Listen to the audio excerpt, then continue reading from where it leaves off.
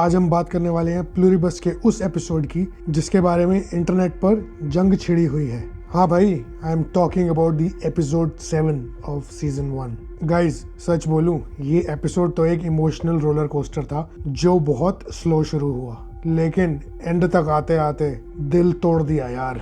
अगर आपको लगता है ब्रेकिंग बैड या बेटर कॉल सॉल में गिलिगन ने साइलेंस का यूज मास्टर किया है तो बॉस प्लूरीबस में तो उन्होंने पूरी पीएचडी कर ली है।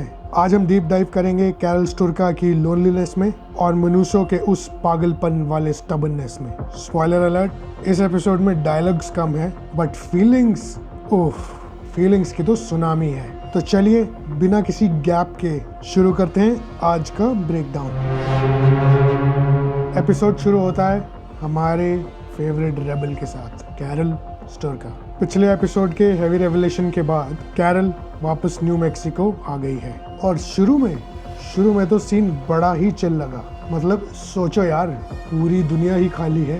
Carol is basically living the dream introverted life. वो फायरवर्क्स चला रही है, गोल्फ खेल रही है और गाड़ी भगा रही है। 1 मिनट के लिए तो लगा भाई ये तो पार्टी कर रही है।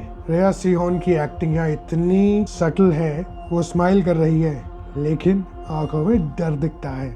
लेकिन हम सब जानते हैं ना, be very careful what you wish for. हम इंसान एक सोशल एनिमल हैं बॉस। 36 दिन, कैन यू इमेजिन? 36 डेज तक कैरल ने किसी दूसरे इंसान की शक्ल नहीं देखी। यहाँ पर डायरेक्टर ने जो विजुअल स्टोरी टेलिंग की है माइंड ब्लोइंग है। डायलॉग्स 0 लेकिन कैरल का बोर्डम, उसकी फ्रस्ट्रेशन सब स्क्रीन पर चीख कर दिख रहा है। पहले दिन जो फायरवर्क्स एक्साइटिंग लग रहे थे, तीसरे हफ्ते तक आते आते वो सिर्फ एक शोर लग रहा था। मुझे यहाँ फील हुआ कि शो हमें टेस्ट कर रहा है। यहाँ सीन्स लंबे तो हैं, बहुत लंबे, और शायद कुछ लोगों को लगे अरे भाई प्लॉट आगे बढ़ाओ, बट ट्रस्ट मी, ये बोर्डम दिखना भी जरूरी था क्योंकि जब तक आप कैरल के साथ बोर नहीं होंगे आप उसकी लोनलीनेस फील नहीं कर पाओगे। ये स्लो बर्न नहीं है, ये स्लो टॉर्चर है इन अ ब्रिलियंट वे। अब शिफ्ट करते हैं हमारे दूसरे हीरो पर, विनोसो एवियाडो। भाई इस बंदे को मैं क्या बोलूं, जिद्दी, आइडलिस्ट या पागल। ये बंदा पैरागुआ से पैदल चल के आ रहा है न्यू मैक्सिको कैरल से मिलने के लिए। Can you appreciate the cardio involved here?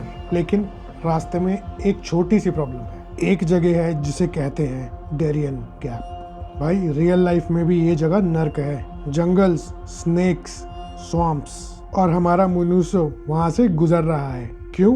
क्योंकि अदर्स से हेल्प लेना उसके उसूलों के खिलाफ है। एक सीन है जहां वो जंगल में पसीने से भीगा हुआ है और उसके पास अदर्स का ड्रोन आता है पानी ऑफर करने। मुनुसो क्या करता है? वो मना कर देता है। वो कहता है nothing on this planet is yours, you cannot give me anything because all that you have is stolen. वाह क्या लाइन है बॉस, सब चोरी का माल। ये डायलॉग पूरे शो का थीम समराइज कर देता है। मुनोसो की आइडियोलॉजी क्लियर है, मैं मर जाऊंगा लेकिन तुम्हारी भीख नहीं लूंगा। लेकिन ये जिद उसकी अब जान लेने वाली है। वो एक चोंगा पाम ट्री से टकरा जाता है। अब मुझे पता नहीं ये रियल प्लांट है या साईफाई प्लांट है, लेकिन भाई वो कांटे देखकर तो मुझे दर्द होने लगा। उसका शरीर इन्फेक्टेड होने लगता है। यहाँ पर सिनेमेटोग्राफी इतनी रॉ है कि आपको जंगल की ह्यूमिडिटी फील होगी। आपको लगेगा कि मच्छर आपको काट रहे हैं। मुनोसो की सफरिंग देखना मुश्किल है। कुछ लोगों को शायद गुस्सा आए कि भाई ड्रोन से पानी ले ले, मरने वाला है, लेकिन यही तो कैरेक्टर है। वो एक प्योरिस्ट है। उसके लिए सर्वाइवल से ज़्यादा इम्पोर्टेंट उसकी इंटेग्रिटी है और फ्रैंकली रिस्पेक्ट है भाई को। वापस आते हैं कैरल के पास। 36 डेज ऑफ सॉलिट्यूड ने अपना असर दिखाना शुरू कर दिया है। जो कैरल शुरू में गोल्फ खेलती थी वो अब टूट रही है। एक सीन है जो दिमाग से निकल ही नहीं रहा। कैरल एक फायरवर्क्स जलाती है, वो टेढ़ा होके उसकी तरफ गिर जाता है और वो इंतजार करती है उसके फटने का कि वो रॉकेट उसके मुंह पे आके फटेगा। 1 सेकंड के लिए, बस 1 सेकंड के लिए लगता है कि भाई वो तो अब गई। वो बस खत्म करना चाहती है सब कुछ।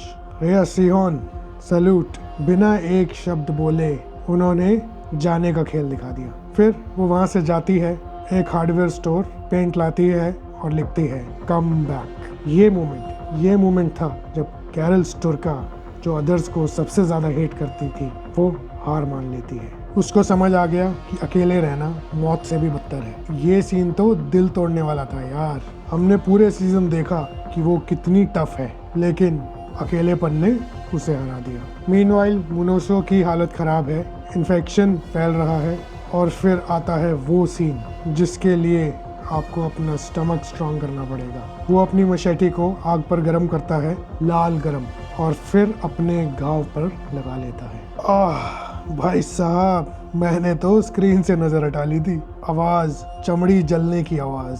उफ, ये दिखता है कि मुनुसो किस लेवल तक जा सकता है अदर्स की मदद ना लेने के लिए। वो खुद को जला लेगा लेकिन उनकी दवा नहीं लेगा। लेकिन एंड में इवन मुनुसो इज अ ह्यूमन। वो बेहोश हो जाता है, गिर जाता है, उसका शरीर जवाब दे देता है, और तभी एक हेलीकॉप्टर की आवाज आती है। अब आता है एपिसोड क्लाइमेक्स पर, जो एक्चुअली कोई बड़ा एक्शन सीन नहीं है, बल्कि दो इंसानों का मिलना है। मुनुसो को अदर्स बचा लेते हैं, उसे जबरदस्ती हेलीकॉप्टर में ले जाते हैं। उसकी आइडियोलॉजी गई तेल लेने, क्योंकि जिंदा रहेगा तभी तो लड़ेगा।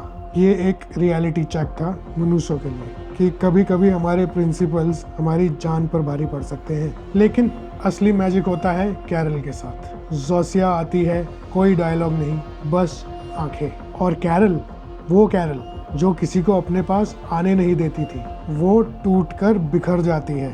वो रोती है, बच्चों की तरह रोती है, और जोसिया उसे गले लगाती है। यार वो हग, वो गले मिलना, आई स्वेयर मेरी आंखों में पानी आ गया था। It wasn't just a hug, it was a surrender. Carol ने एक्सेप्ट कर लिया कि उसे कनेक्शन चाहिए, चाहे वो दुश्मन के साथ ही क्यों ना हो। तो दोस्तों, ये था द गैप, और एक ऐसा गैप जो उनके और उनकी ह्यूमैनिटी के बीच में था। हाँ, मैं मानता हूँ कुछ लोगों को ये एपिसोड आर्टसी फार्टसी लगा हुआ होगा, कुछ लोग शायद बीच में अपना फोन स्क्रॉल करने लगे होंगे, पर अगर आप ध्यान से देखो तो ये प्लूरीबस का अब तक का सबसे बोल्ड एपिसोड था।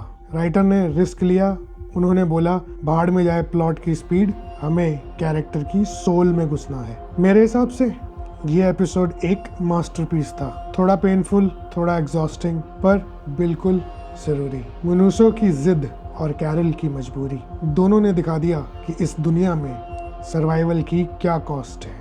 अब सवाल ये है, कैरल अब क्या करेगी? क्या वो अदर्स के साथ कोऑपरेट करेगी? और मुनुसो जब वो होश में आएगा और देखेगा कि दुश्मन ने उसकी जान बचाई है, तो उसका रिएक्शन क्या होगा?